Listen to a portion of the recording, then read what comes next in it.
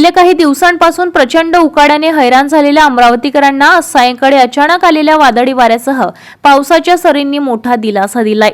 दुपारनंतर आकाशात ढगांची गर्दी झाली आणि काही वेळातच जोरदार वाऱ्यासह पावसाने हजेरी लावली।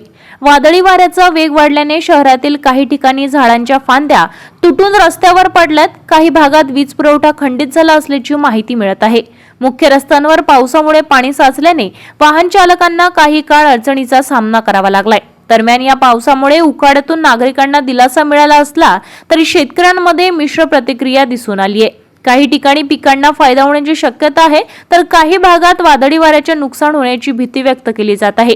हवामान खात्याच्या अंदाजानुसार पुढील काही दिवस वातावरणात असेच बदल राहण्याची शक्यता असून नागरिकांनी सतर्क राहण्याचे आवाहन करण्यात आले आहे। ताज्या घडामोडी आणि आपल्या शहरातील बातम्या बघण्यासाठी नंबर 1 न्यूज चॅनलला सबस्क्राइब करा, शेअर करा, आपल्या प्रतिक्रिया कमेंट बॉक्स मध्ये द्या। आपल्या बातम्या नंबर 1 न्यूज चॅनलवर बघण्यासाठी 99 21 58 96 63 या व्हॉट्सअपवर मेसेज करा।